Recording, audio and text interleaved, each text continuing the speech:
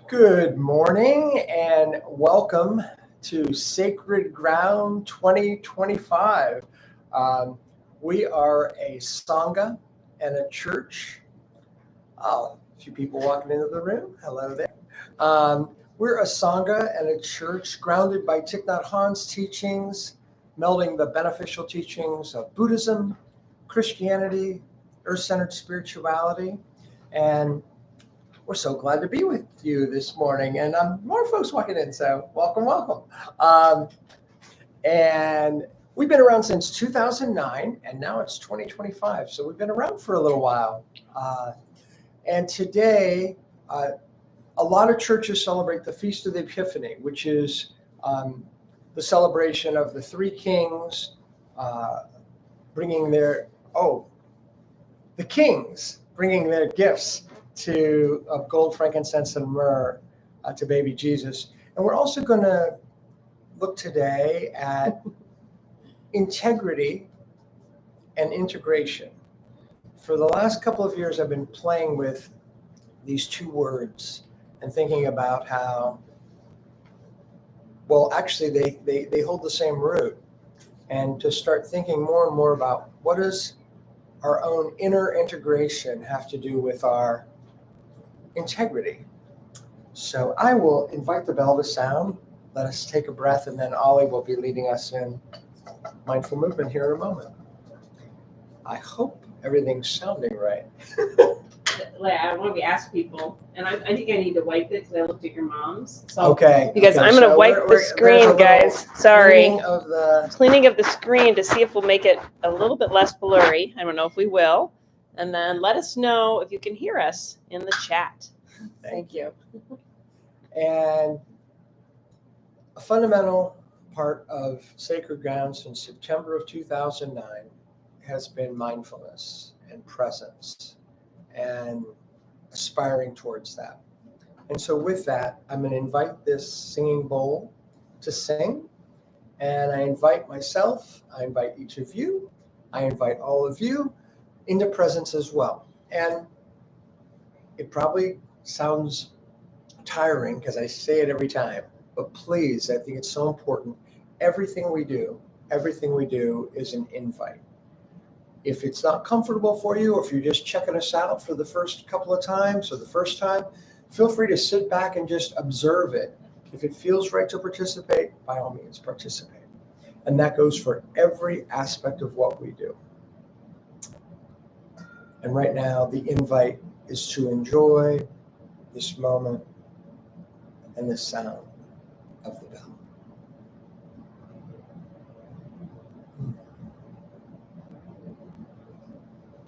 I have to say it even before ringing the bell. It feels good to be here.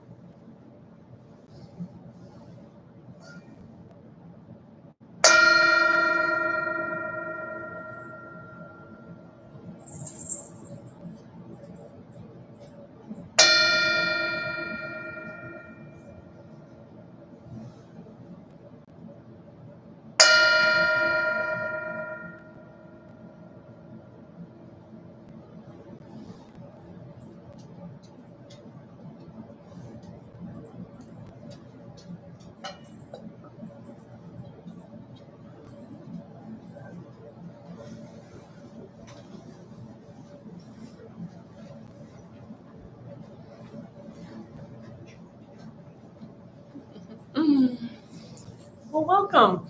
Okay, Stacy says good morning. So, Stacy, I'm assuming you can hear us well. So, please let us know if there's any problems. And our heat just went off, so that'll be good. We won't have that sound anymore.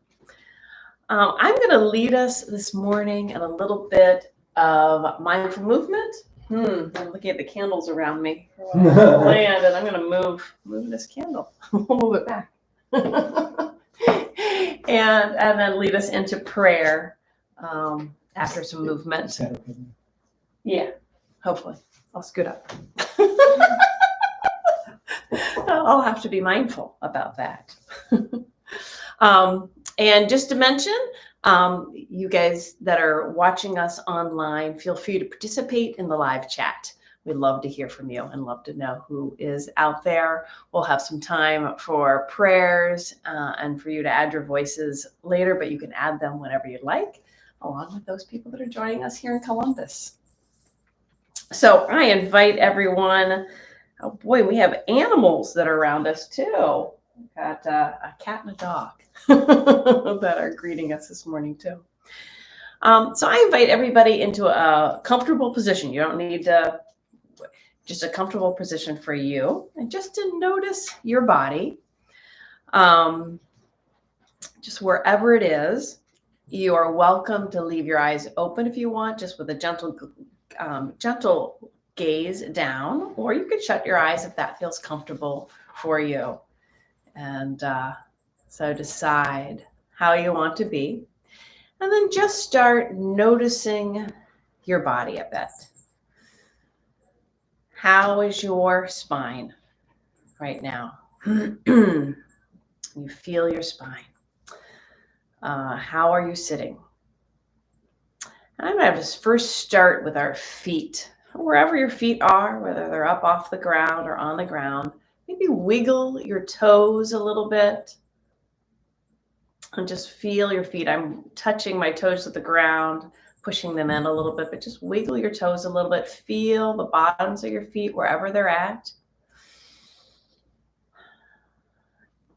Feel, and then feel on your body what's grounded to the ground. Most of us are sitting. So your sit bones, maybe even move your glutes a little bit, just to kind of feel where you're sitting and when you're grounded to the earth. If your feet are touching the earth, maybe tap them a little bit down, just feel them touching.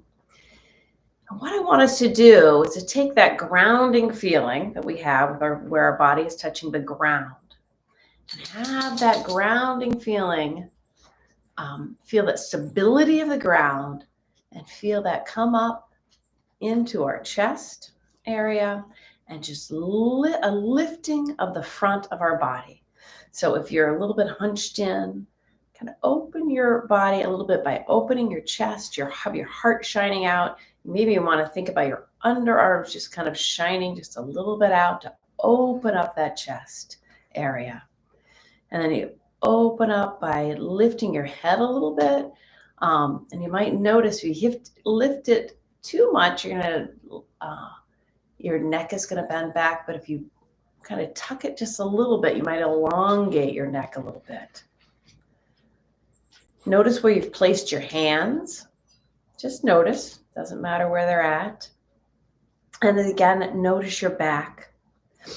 And what I'm going to have us do is notice the front part of our body rising us up, and then the back part of our body grounding us back down to the earth. So it's going to be lifting up and feeling this lifting and opening in the front of our body, and then have it go down and float down and ground us into the back of our body. So that's this lifting up and grounding down.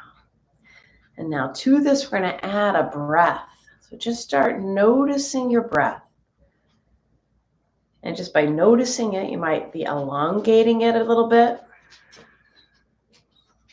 If you can breathe in through your nose, do so. And breathe out through your mouth or nose. And feel what that does to your body. A lifting of your chest. With the inhale, with the exhale, your shoulders releasing a bit and going down. So we're just going to sit here in silence for just a few seconds, noticing our breathing, deepening our breathing, and noticing what happens to our body when we notice our breath.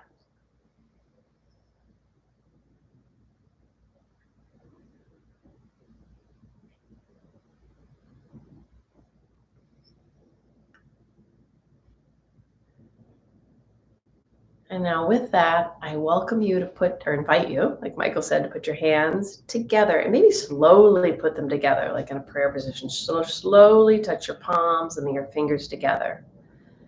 And if you do it mindfully, it's a really powerful position to have your hands in that prayer position, to feel one hand touching the other. You can push in a little bit more.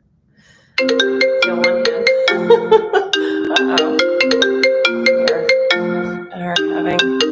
Sorry, someone calling in. Sorry for that. So have one hand touching the other. We'll go back to that breath for a second. And then with an inhale, I'm going to invite you to open up your arms. It might be hard where you're at, but open them up. Open up your chest with a big inhale. Hold it there for a second. With an exhale, bring your hands back to that prayer position. We're going to do that 5 times. So with an inhale, open up. Again, you might have to adapt this for how you're sitting. Exhale, bring them back. Inhale, slow inhale, and open. You even stretch back a little bit further if you can, depending on how you're sitting, to open, and then exhale, come back. 2 more times. Inhale, open.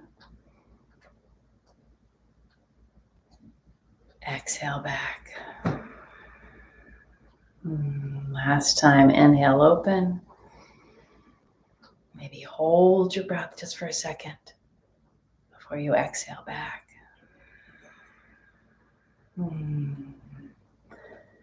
I invite you to put your hands down and just do a couple shoulder rolls up and around.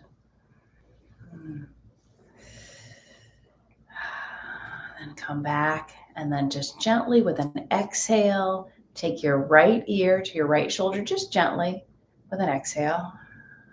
Just hold it there for a second, just gently. With an inhale, rise up. With an exhale, your left ear to your left shoulder. Just breathe there for a moment. Inhale, rise up. And just start with that deep breath again at your own pace. And moving your toes and your fingers again. Just a little bit, and feeling your aliveness. Feeling maybe your heart beating just a slight bit more. That life breath that is in you right now, in all of us. You are alive. You are here right now. All of us have many different things that are wrong with us, but there's so many things going right in our bodies right now that are allowing us to be here. So sitting with that in gratitude, noticing our bodies, I'm going to lead us in a New Year's prayer.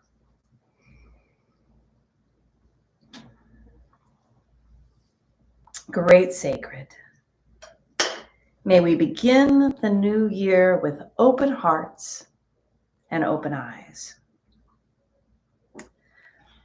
May we begin the new year with deep compassion for ourselves and for others, with deep joy when we can find it in our hearts.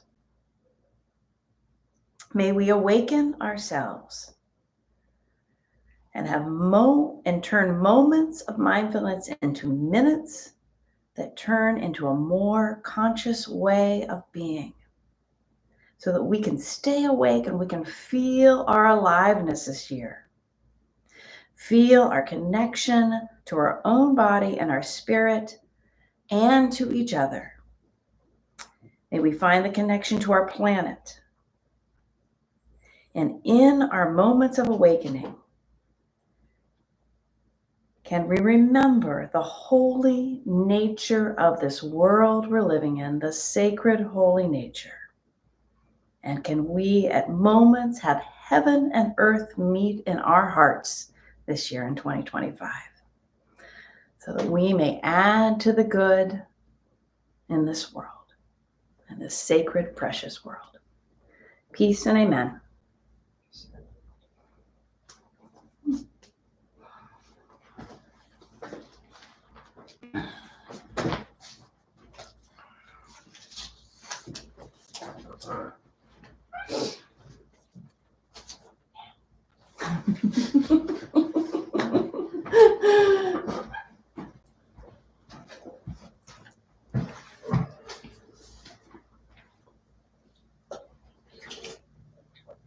Good morning, everybody. I'm Shannon. One of the things I love about this group is I came in, what I like to read. Sure, I'll read. I like to read. Just a second. Literally, just a second. Michael hands me the paper. I said, now. Yes. So I'm living in the present moment. Now give us a bell here.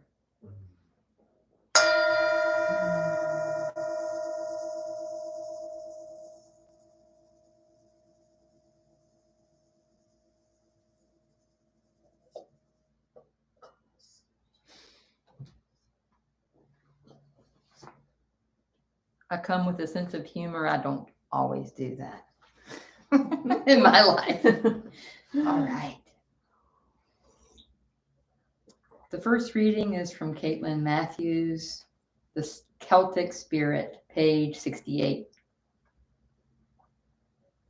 It is good to realize early on that whatever is spiritually important to us must be identified and made use of, not discarded later in the journey because it does not fit our current spiritual practice. It is in the experiences we have along our way that our spirituality grows and matures. In order to live our spiritual path, we cannot leave out any part of ourselves or our experience. Every single bit of who we are and what we do has to be included.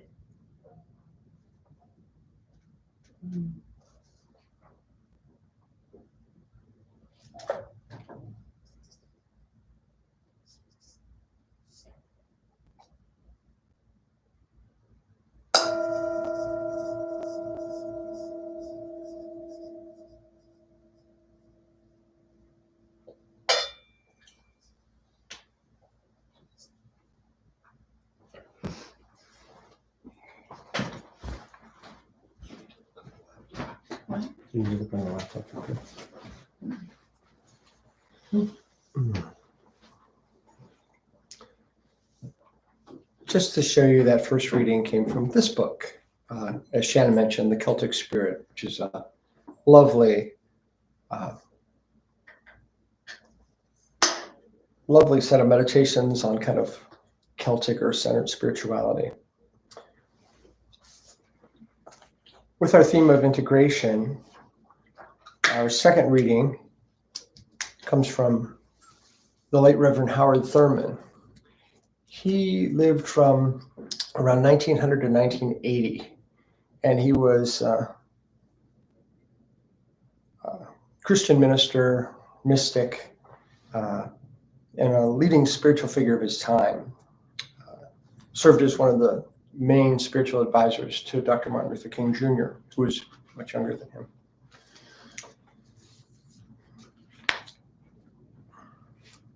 Though he came to hold a very different Christianity, Thurman reflects on his upbringing in his autobiography, With Head and Heart.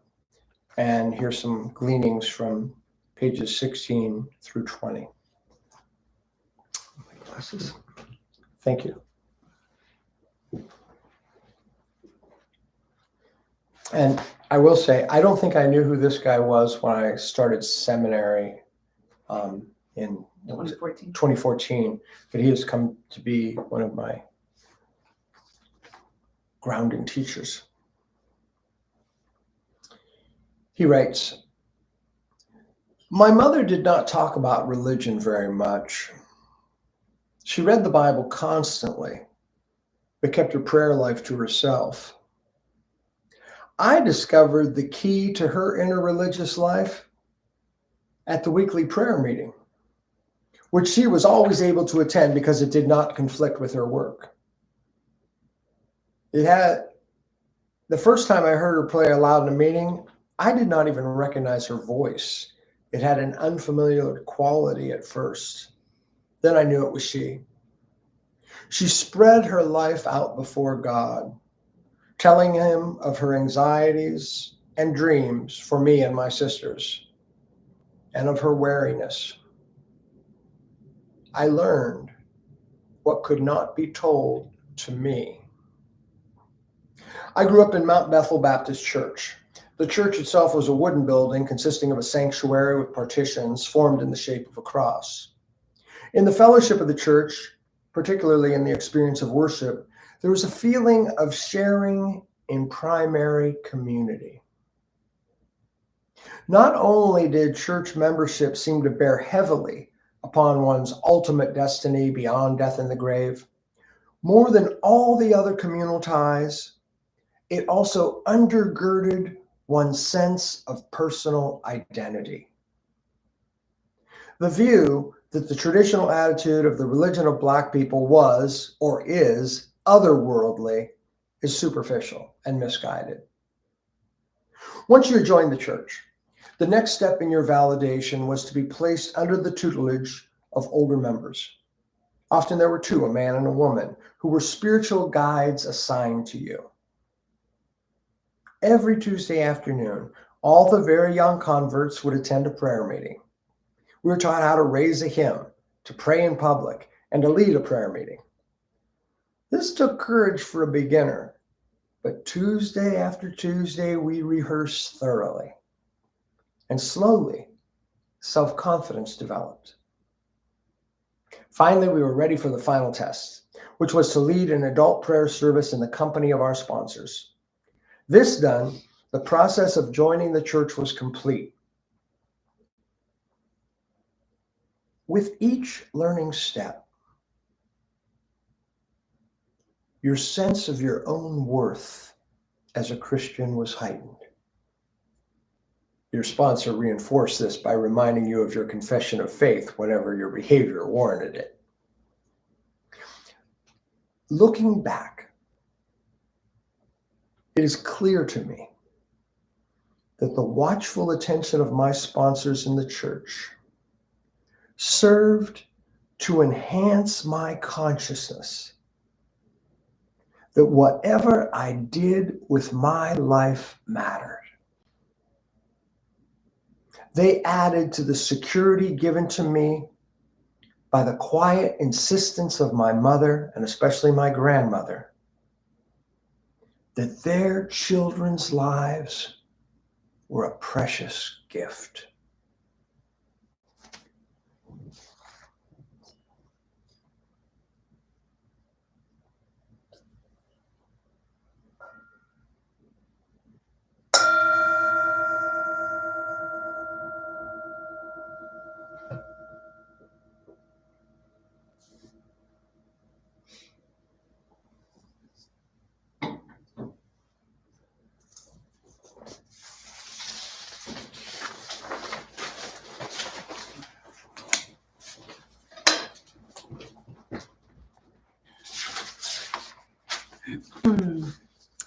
The third reading today is from the Gospel of Matthew, book 2, verses 1 through 12. Now, when Jesus was born in Bethlehem of Judea, in the days of Herod the king, behold, wise men from the east came to Jerusalem, saying, "Where is he who has been born King of the Jews? For we have seen his star in the east and have come to worship him." When Herod the king heard this, he was troubled, and all Jerusalem with him. And assembling all the chief priests and scribes of the people, he inquired of them where the Christ was to be born. They told him, "In Bethlehem of Judea, for so it is written by the prophet. And you, O Bethlehem in the land of Judea, are by no means least among the rulers of Judea. For from you come a ruler who will govern my people Israel." Then Herod summoned the wise men secretly and ascertained from them what time the star had appeared. And he sent them to Bethlehem, saying, "Go and search diligently for the child. And when you have found him, bring me word that I too may come to worship him." When they had heard the king, they went their way. And lo, the star which they had seen in the east went before them, till it came to rest over a place where the child was. When they saw the star, they rejoiced exceedingly with great joy. And going into the house, they saw the child with Mary, his mother, and they fell down and worshipped him. Then opening their treasure, they offered him gifts, gold and frankincense and myrrh. And being warned in a dream not to return to Herod, they departed to their own country by another way.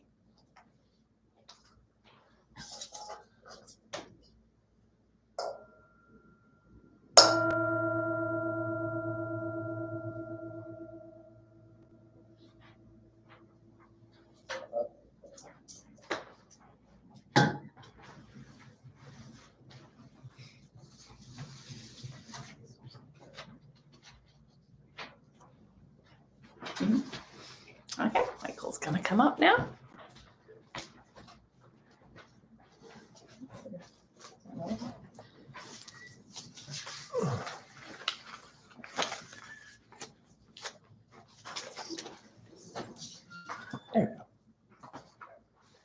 So we're going to sing verse 1, I think, of We Three Kings of Orient Are. We're going to sing the other verses later. If you're on the email list, you receive these. If not, you could look them up online and sing along with us if you'd like.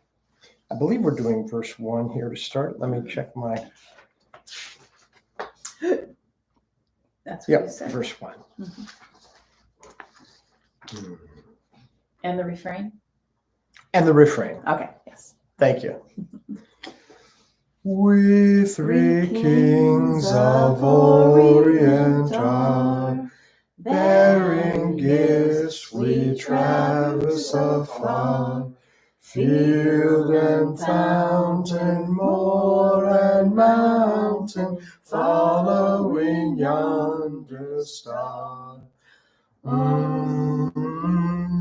Star of wonder, star of night, star with royal beauty bright, westward leading, still proceeding, guide us to thy perfect light.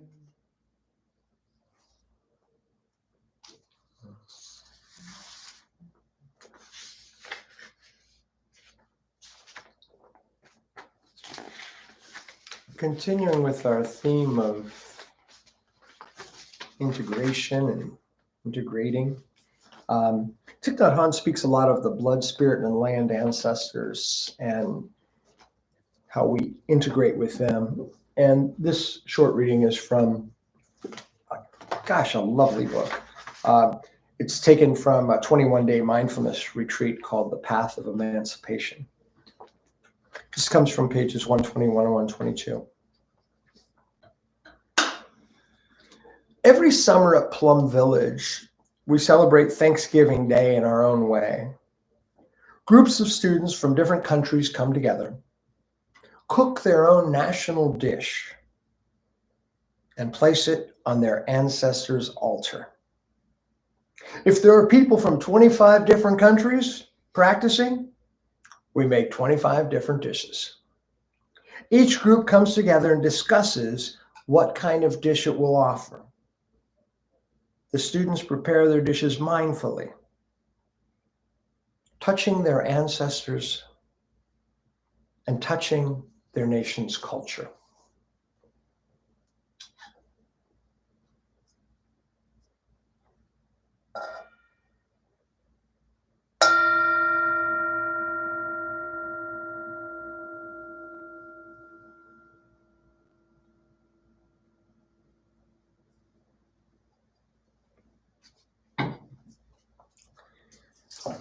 The final reading for today comes from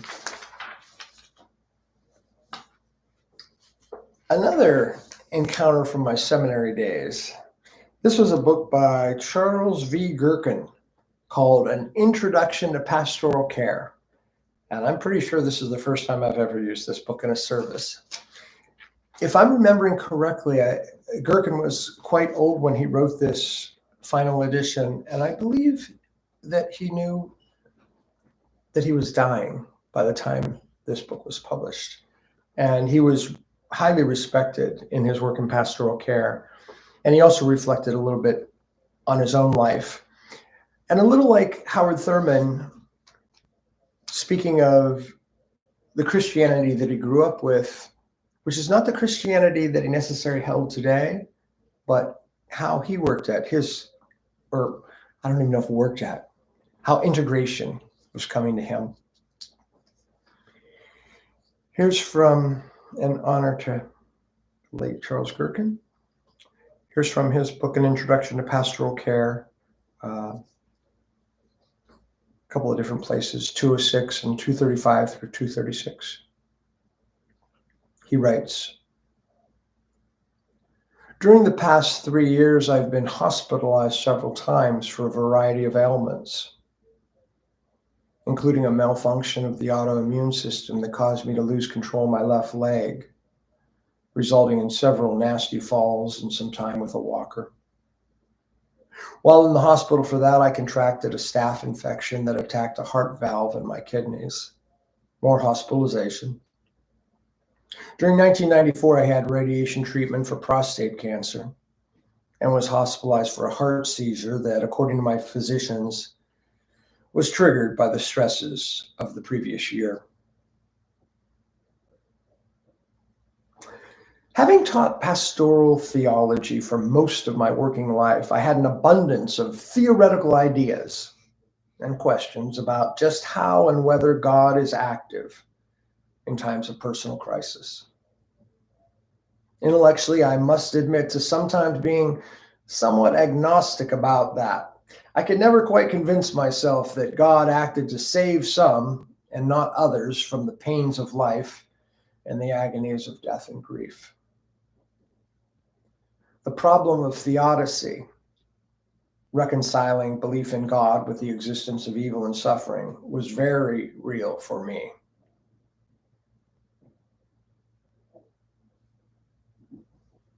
All that is, as it has been for a number of years, in my head. Yet in the deepest recesses of my emotional life, something else was happening. During the recurring crises, I found myself singing over and over to myself an old hymn I had not sung for years. Be not dismayed, whate'er betide, God will take care of you. Old memories of sitting beside my mother as a boy in church edged back into my consciousness. I remembered a host of people who represented to me the simple, literal faith of Christians who had not read all those books on theology. Aunt Haiti Evans, Grandpa Henry, my sister Doris, who cared for me when I was an infant and my mother was ill. I found myself longing for a faith like theirs, though I knew I could not discard the intellectual faith I had learned. Being a Christian once again became a dilemma, as well as a central aspect of my life.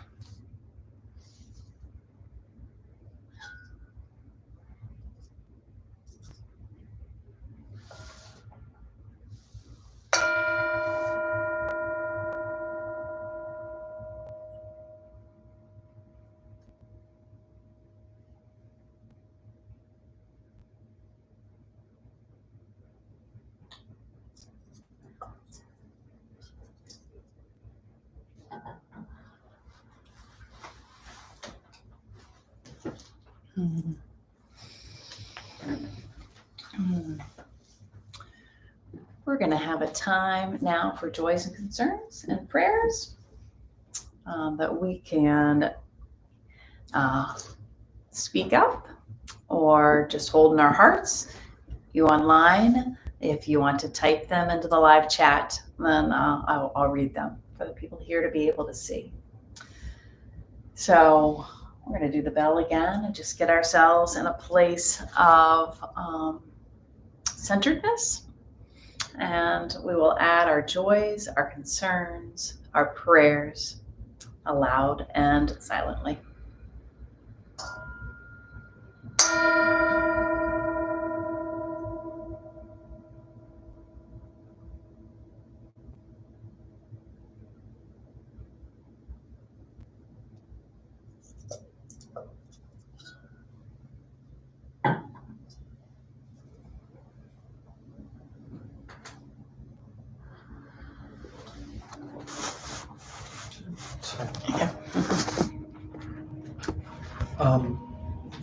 I'd like to offer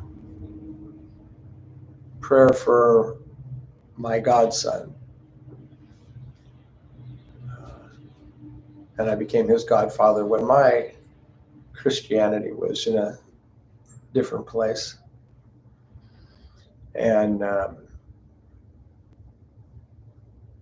he's in a really rough spot. And I just ask for compassion and loving kindness and grace to wash over him and help him, maybe even shield him. And I extend that to all others who might be in such similar need.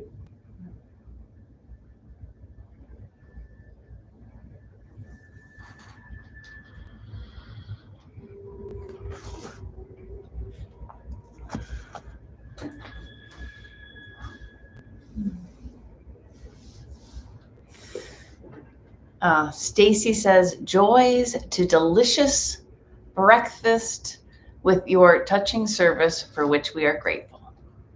Stacy. And Martha says hello too.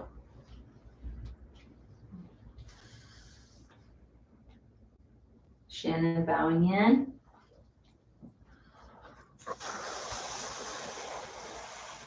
My sharing is about hope. So it's not really a joy or a concern. I guess it's both in these times, in any time, in the times in which we live, since this is the now. I've been thinking a lot about Dr. King, Martin Luther King Jr., as I do all the time anyway, not reserved to January. And Thich Nhat Hanh and Thai. I used in a survey with a Save Ohio Parks group that I volunteer with, that I've spoken of here. It was a survey about where we're going to go forward with our work. And it was so awesome because I never would have shared this just a few years ago when they said any other comments. I said Dr. King and Thai were in my head, and Dr. King talks about hatred. Well, darkness cannot drive out darkness. Only light can do that. Hate does not drive out hate. Only love can do that. And then Thai talks about the enemies of, I would say, human beings. He said man, but he was an old man. The enemies, and actually this was with Dr. King, and he was with him for a while. I'm pretty sure that's right. The enemies of humans are not other humans. They are ignorance, want, anger, fear, anxiety, greed. You know where I'm going on that. And I shared that with my group, as well as self-care, because what we all know, if we've done any kind of activism or known activists, is you really got to be careful about burnout. And so, yeah, that's really, really foremost in my mind today. Thank y'all for listening. Shannon bowing out.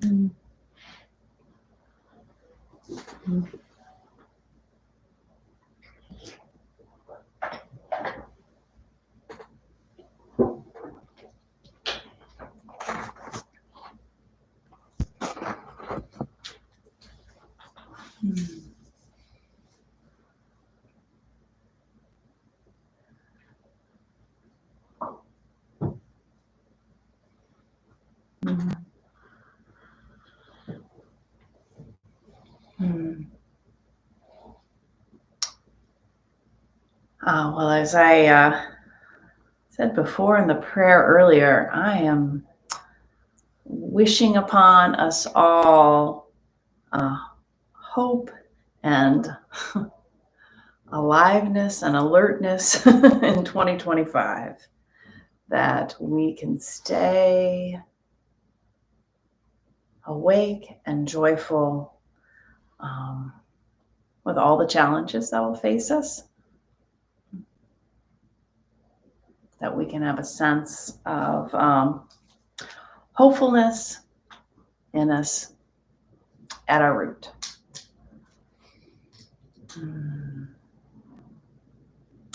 So for all these prayers, spoken and unspoken, may they add to the good in this world.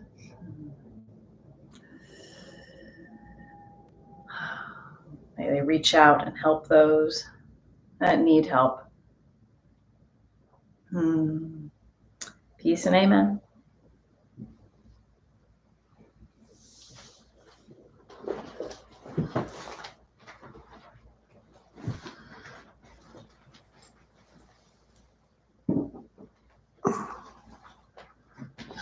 I'll invite the bell to sound one more time.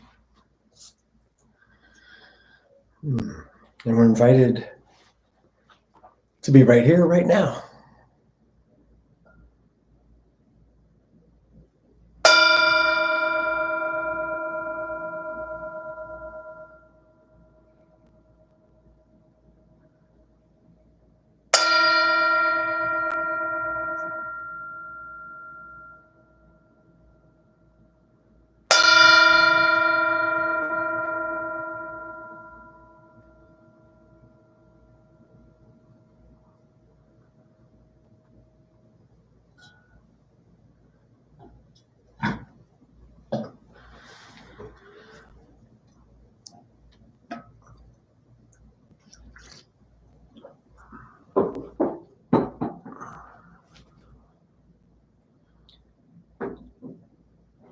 I mentioned seminary a couple times today, so I guess I'll start there. When I graduated from seminary with a Master of Divinity in 2017, so we started this church song in 2009, and then around 14, I decided I wanted to have, if possible, the same depth and breadth of training as any mainline minister. I actually thought of Father Vinny. Father Vinny was a great teacher, Catholic priest here in town. But I thought of Reverend Myers when Shannon was talking earlier, because I'd walk into the church, my mom's church, and Reverend Myers would say, "Hey, Mike, you got a story for us today? Could you tell a story?" I mean, I'm walking into church. I mean, this is a church. This is a big church. You know? Oh, that'd be great. Yeah, you know. And I think he gave me a day's notice. I think he was feeling sick. This is before 2009, when he called me up and said, "Yeah, I'm not feeling well this week, and I'd like you to lead the service." Reverend Myers, I've never led us. "Oh, you'll be fine. You'll be fine." and Reverend Myers, it's Easter Sunday. "Oh, I know. You'll be fine." So that was my first service. My first service was an Easter Sunday service. Anyway, so so there, for better or worse, I have no hesitancy. I was like, "Hey, do you want to do a reading right now?" When? Right now. And so I had this, it was a really good experience. I went to MTSO, the Methodist Theological School in Ohio. I say it's the church up the street, because we live not too far from High Street. If you follow High Street up just south of Delaware, Ohio, you'll run into this seminary. And when I went there, one is they had a specialization in eco-theology and social justice. So that was perfect in terms of the Mother Earth aspect. But I told them, I said, I identify as a Buddhist Christian. I said, and I'm going to bring, if I come here, I'm bringing that with me. And I'm going to be trying to integrate Buddhist ideas into, whatever I'm learning. And they were quite open to that. Doesn't mean they didn't push back on it, which was great. It's my further growth and learning. But yeah, so it was a good experience. And then when I graduated in 2017, as people often do, how do you feel? And again, 2017, I wasn't that young, Steve. I'm a little older now, but I wasn't that young in 2017. And so you're like, well, how do you feel with all this? And it surprised me what I said. I said, I feel integrated.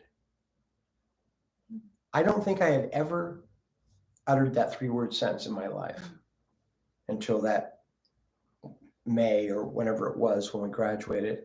I feel integrated. And at some point, I think after that, I looked up and I learned that integrity and integrated and integrate have the same root. And I found myself thinking, a lot of us would say, well, we hold a value of, integrity. That's a value that we uphold. I don't know how often people say, oh, integration is a value that I hold. They might speak of racial integration or integration across socioeconomic status. Here I'm focusing, that's all vitally important as well. But what I'm speaking of particularly today is the inner integration of the different facets of ourselves. And we have such a kind of a fractured, atomized society that breaks us into these little pieces, like, oh, here you are in high school, and then you go over here to college, and then you do this, and then you move here and you have these friends, and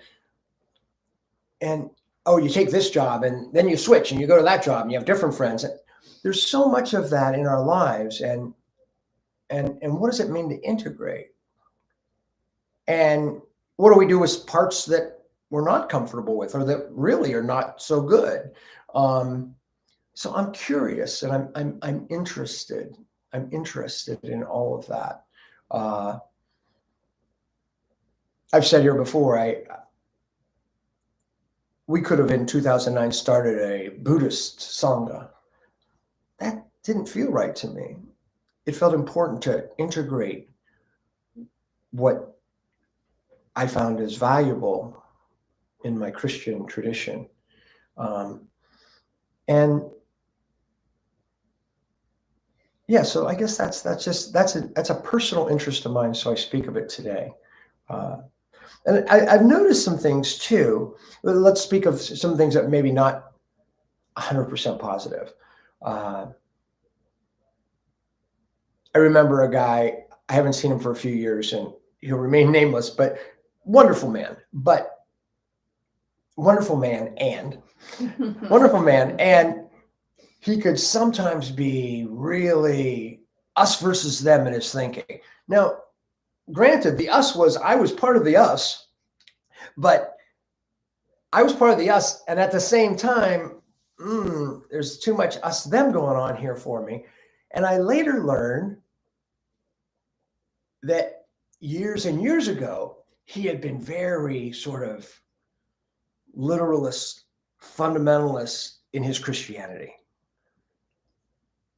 And he's not the only one I've experienced this with, where they seem to have let go of the literalist, fundamentalist Christianity, and they play for the other team now, but sometimes still literalist or a little too. And I was thinking about integration and thinking, well, maybe that's part of the deal with integration. Like, oh, I don't want to integrate some part of myself that I don't have those beliefs anymore. But, and here maybe but's correct, what are the sources of those? If I had a view that I really disagree with now, what were the pains or the fears, the angers that were behind that. And so that might be part of that integration. So I guess I'll just take a minute and just say, where do you want to be integrated? What are some parts of yourself that, that's behind me, but are there pieces or are there elements of that, or even the fears that undergirded whatever that was, that you do want to integrate? And I don't know, just I give us a minute, not a minute, but just a few seconds to just where do I want to be further integrated?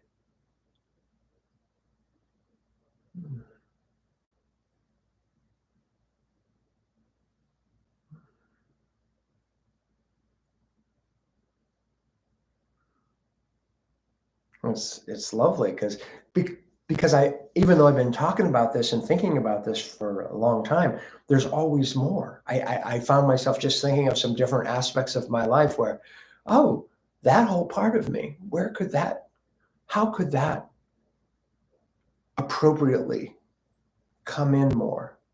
And I had a lovely one of these this past year, 2024. I was contacted by an old elementary school friend, and we got together. We went out to the old pizza place in our hometown. We connected with a number of people from our elementary school class and some of the moms we ended up connecting with, etc. That I wasn't even thinking beforehand, wow, there's a place where I'm lacking, but it was clear, like, oh, this is lovely. So integration, I'm very interested in that. And I invite you to think about if it holds value for you. Does that relate to integrity for you?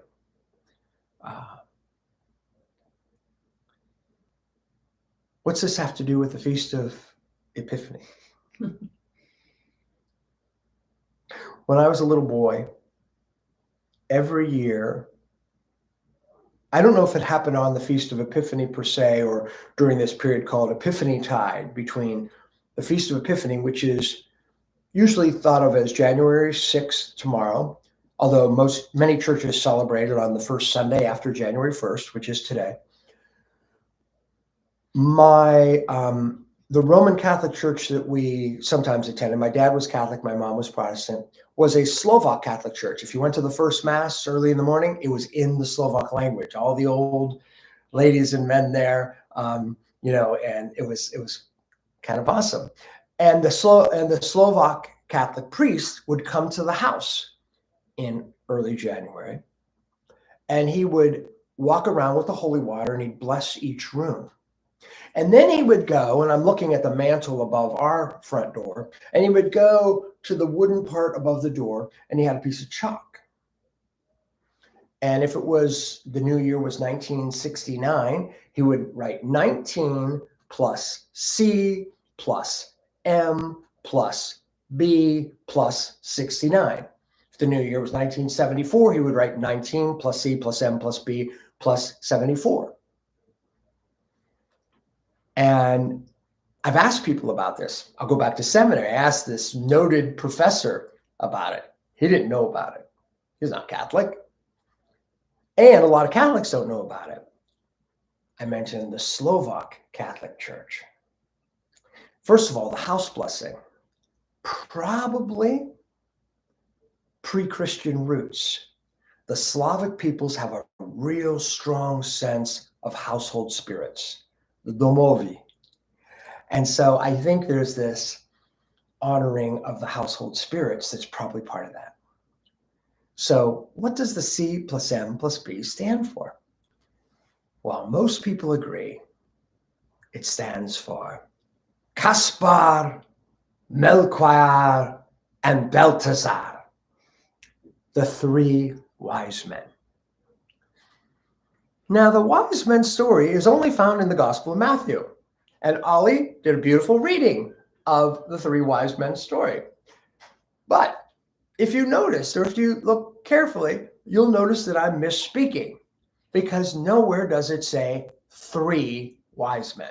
And I misspoke earlier when I said that too. It just says wise men or magi. And You may have also noticed we didn't get their names. That's European folkloric tradition. Or maybe, I don't know, mystically, maybe that was passed on to somebody. I don't know how it works. But I love this, that we take European folkloric tradition and it's been completely integrated, perhaps with Slavic pre-Christian tradition, perhaps integrated with, and integrated with Roman Catholicism, and it all comes together there. Now, I read, and I hadn't heard this until a couple of years ago, that sometimes the Catholic Church will say, well, actually it means, and I never studied Latin, so forgive my mispronunciation here. Christus mansionem benedicta. Christus mansionem benedicat. CMB. May Christ bless the house, which is beautiful. I suspect that the Caspar, Melchior, Balthazar may be older, and they were like, oh, that's not quite biblical. We better change this. That's my guess, but I don't know. I asked people when they come over, could they tell me what this was? And again, I told you this one professor, he didn't have any idea. I asked a young woman from Poland last year who was at our house. I said, do you know what that means? She goes, oh, yes, that's, Caspar, Melchior, Balthazar. And I said, you know more than the theologian on that particular one. And I asked somebody else, and they looked up and they said, oh, is that Christian, Mother Earth, Buddhist? Thinking I had made this up, CMB. I got goosebumps. Someone else looked. I don't know if this was my mom or somebody else. Someone else looked, and I play this game. And it, last year it says 20 plus C plus M plus B plus 24. And they said, oh, Cheryl, Michael, Billy. My sister's name was Cheryl. My brother's name is Bill. I got goosebumps. Those little times when you get goosebumps, here's my, again, invitation. Appreciate the goosebumps. Don't try to figure it out. Don't try to analyze it. Just appreciate the goosebumps and lean into whatever it was that brought on the goosebumps. So tomorrow, hopefully, on the Feast of the Epiphany, I will walk through this house. I do not have the priest's holy water, but I have what I have learned from other traditions. I have my sage and my sweetgrass, inviting those spirits that have any sort of negativity to be on their way, and inviting all those that are full of loving kindness, compassion, and generosity to come in. And I will do that for every room of this house. And it's a beat up old house, but it's also a big one. It usually takes me hours.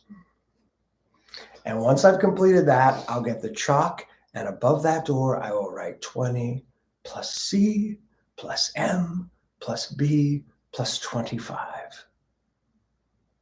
And I'll be remembering the Catholic priest coming to my house, our house, when I was a little boy. And I'll be remembering him writing that above our door.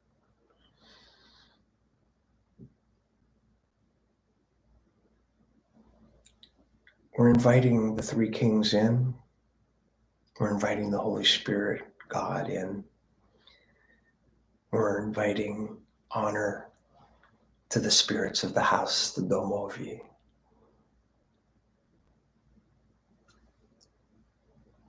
I try not to be dogmatic. I'm sure I slip into it more than I wish, but I'm willing to profess part of my belief system involves a strong belief in the integrity of integration.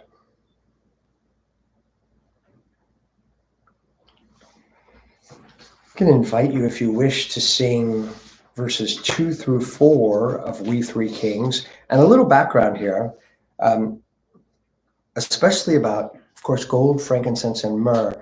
Myrrh was an ointment that was often placed on the dead. It was part of the burial ritual. And again, it takes that story of, oh, here's the kings bringing or here's the wise men bringing this, brings a little more depth or richness perhaps to this, and a little more solemnity, I guess. So it begins with Born a Babe, and we'll hear from each of the three kings in this song, written by John Henry Hopkins in 1857, believed to be the first major traditional Christmas carol that was written in America. Born a babe on Bethlehem's plain, gold I bring to crown him again. King forever, ceasing never, over us all to reign.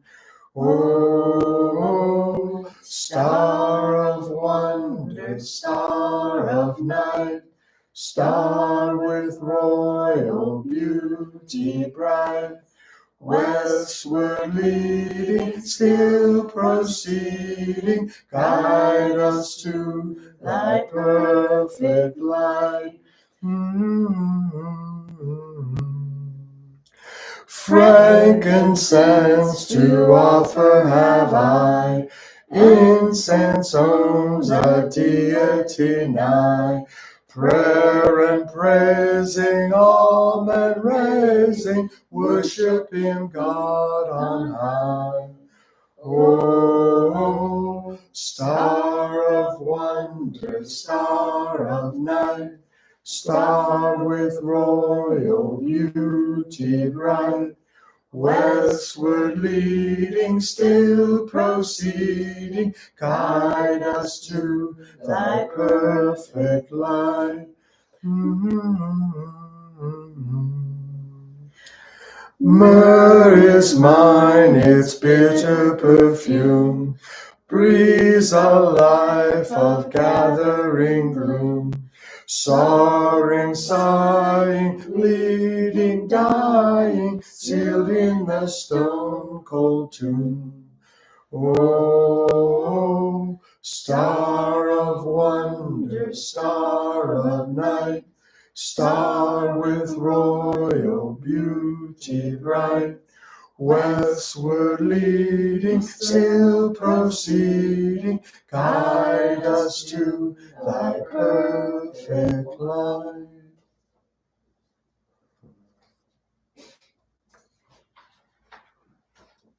We're going to take just a couple of minutes and sit in silence. Those of you here, you might want to look out the window. It's quite cold outside, but we have a little bit of snow on the ground. And those of you watching, you might want to look out your window. We'll just take 2 or 3 minutes of just meditative silence. I'll invite the bell to sound at the beginning and at the end. And then at the end, we'll have an opportunity if anybody wishes to share from today's readings, from the talk, from the song, from the silence, from the meditation and movement.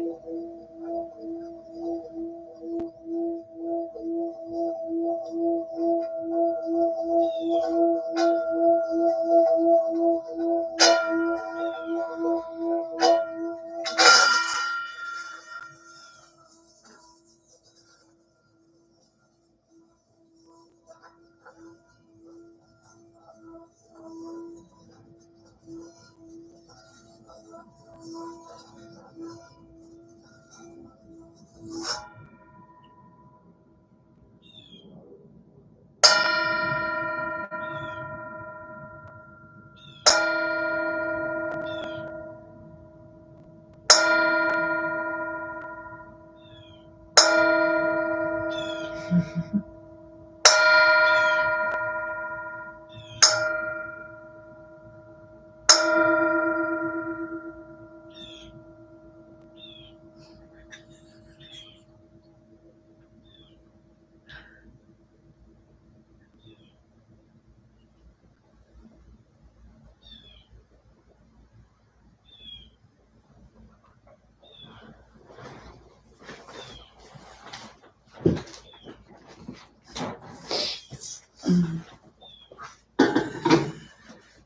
now we'll have a time that folks can share from their hearts, either online, you can share in the comments, or in person if you want to share. I'll just give a moment for people to collect their thoughts and if anything they want to share.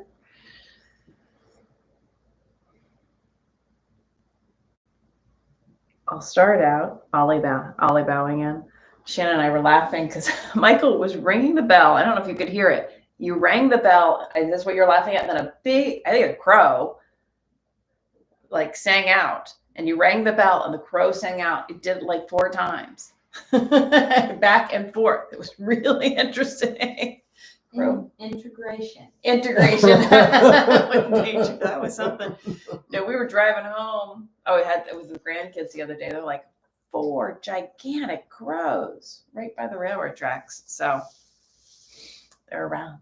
So that was sweet. But, give us a laugh. And I have another one Stacy is sharing here that gave me a little chuckle.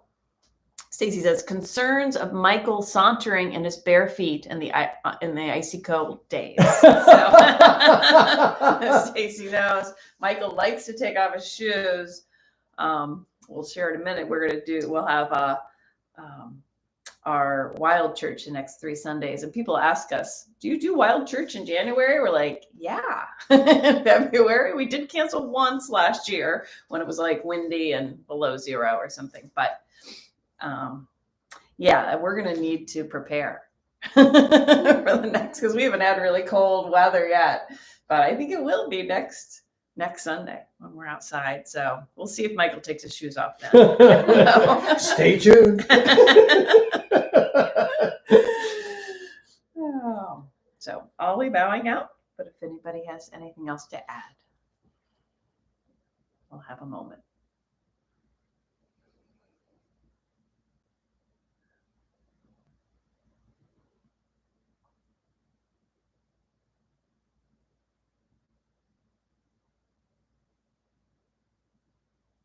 Shannon bowing in.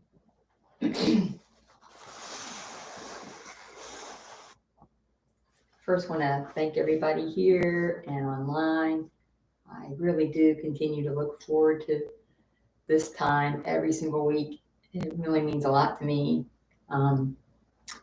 My focus, my share for integration and integrity is the opening after many, many years of a lot of people working very hard of the Octagon Earthworks in Newark. My husband and I went on New Year's Day,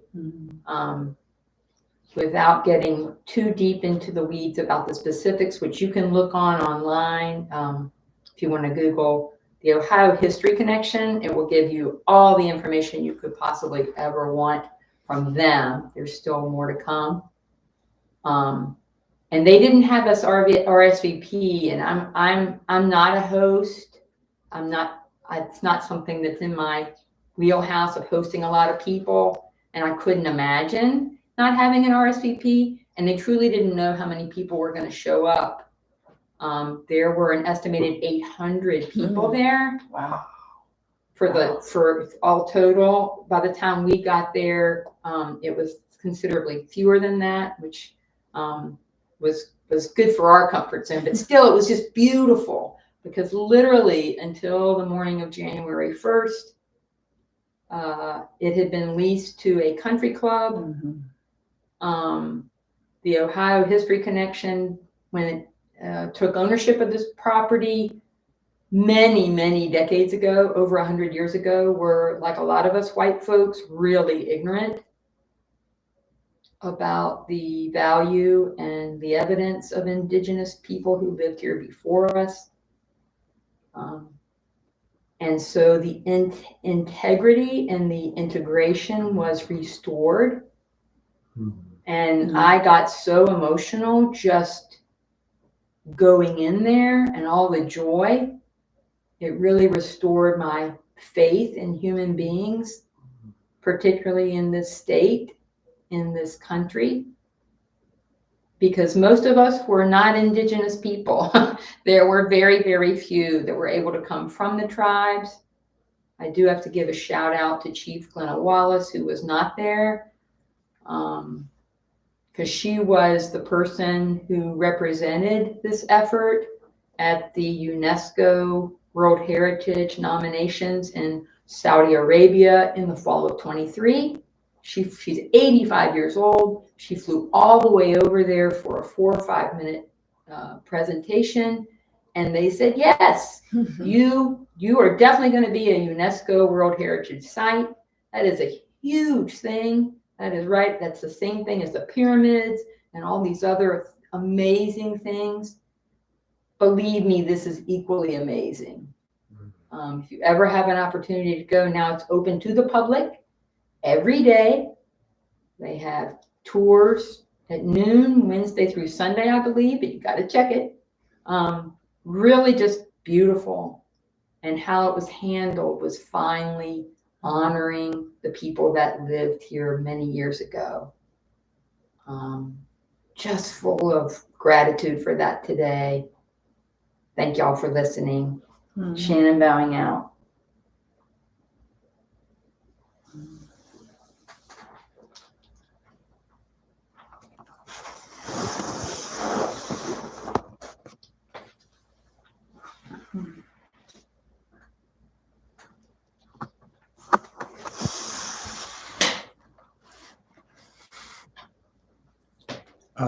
At the end of the service, we'll share the final verse to "We Three Kings," and the final lines are "Alleluia, Alleluia, sounds through the earth and skies."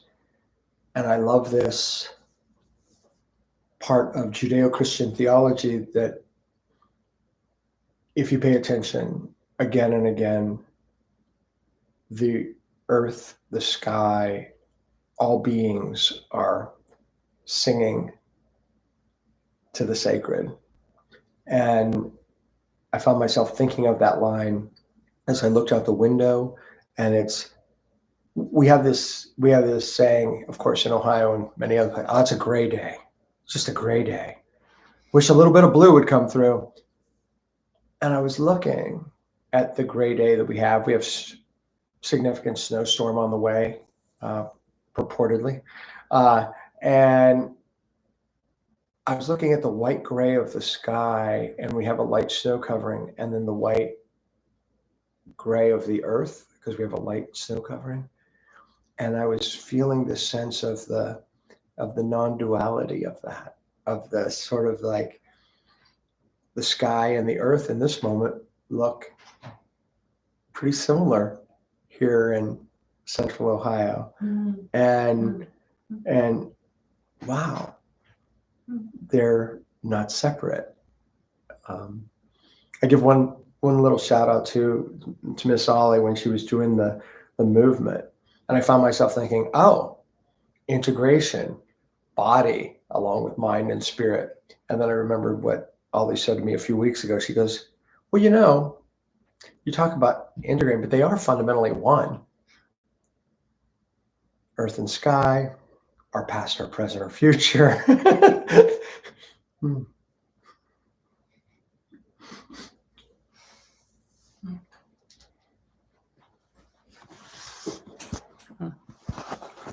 I got that they are all one from another yoga teacher, though. So that didn't come from me. So, just so you know. So I'll give it another couple seconds here for anybody else who'd like to share, and then we'll go to our ending.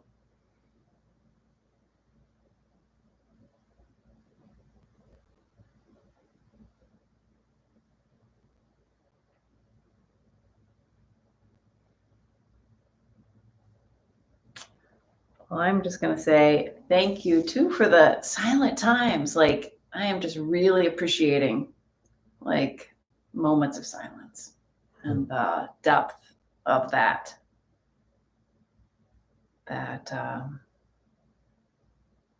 Yeah, to anchor me. It's just powerful. It's powerful. So thanks for those moments of silence. And I will give it over to Michael. Wait, do I? No, I'm going to tell. No, we're going to go on with what's happening next. So the next 3 weeks, like I said, we're going to have Wild Church. So 2 weeks from today, we will be live online with the Wild Church.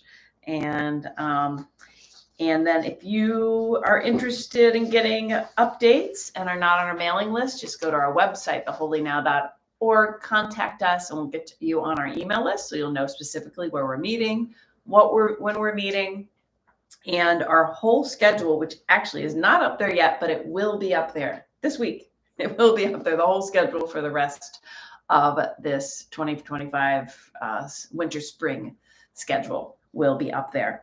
And that is on theholynow.org contact us place. And also, if you would like to donate to us, there's a donation button on there.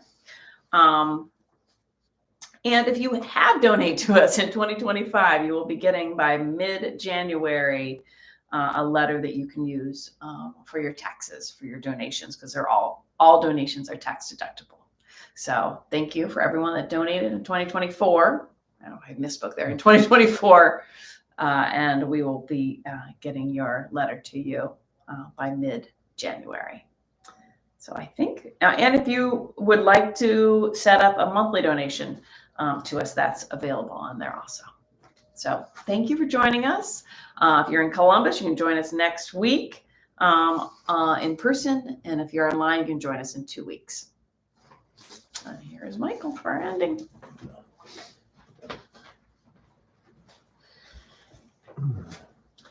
Thanks, y'all.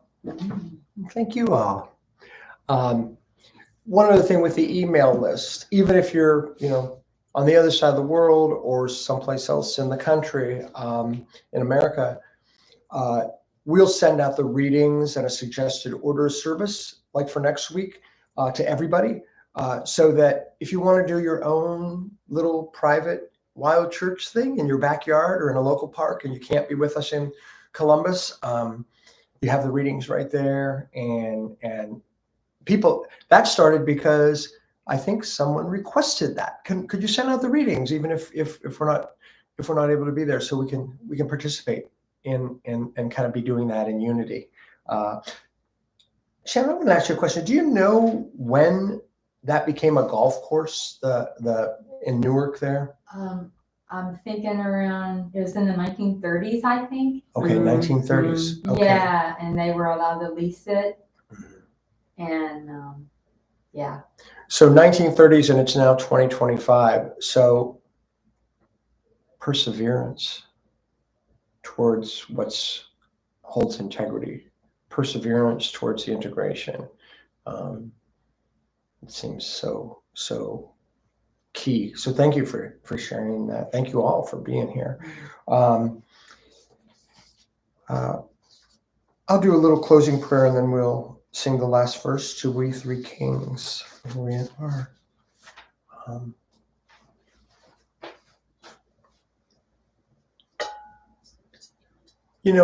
We're fairly small, right? And I check out some things on YouTube, and I watch this 20-minute thing, and there's like, oh, another 1,000 people have seen it by the time I finish the 20 minutes. That hasn't happened here yet. Anyway,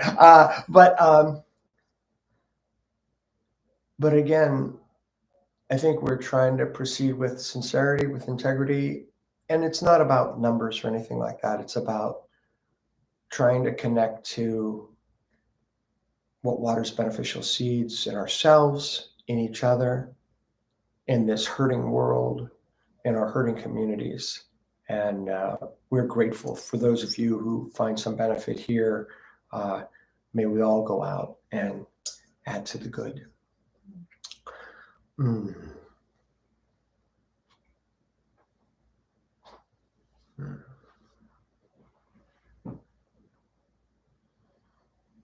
O Great Spirit, watch over us, guide us,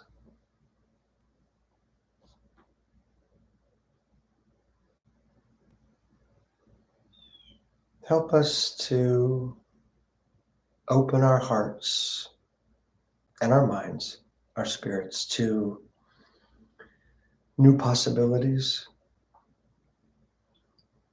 to ways of thinking and being that we hadn't considered before, to peace and justice for those that are too little on our minds.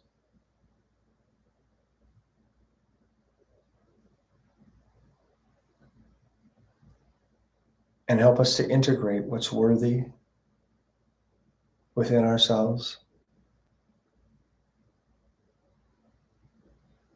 We give thanks for community. We give thanks for silence.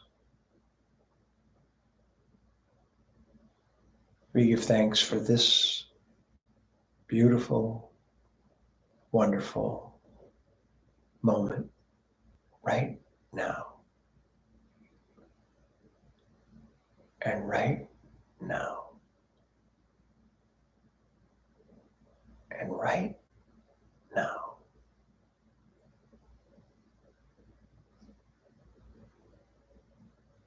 Peace and amen.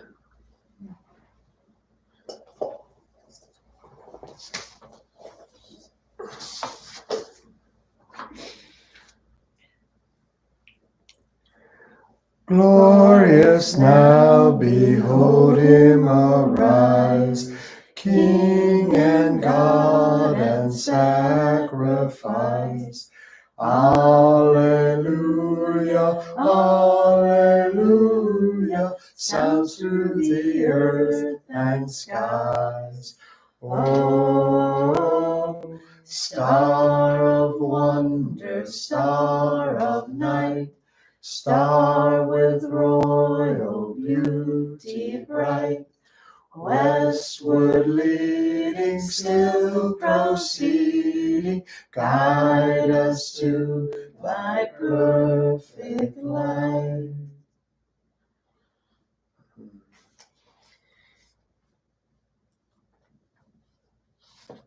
May we, like those who have been working for the sanctity of the earthworks here in Central Ohio, those who are working to help others in need, those who are showing kindness to family, friends, and loved ones, those who are showing love to themselves and learning how to do that when maybe they didn't know how to do that before.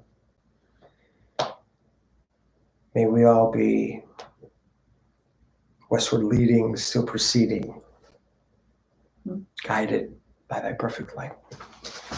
Peace and amen.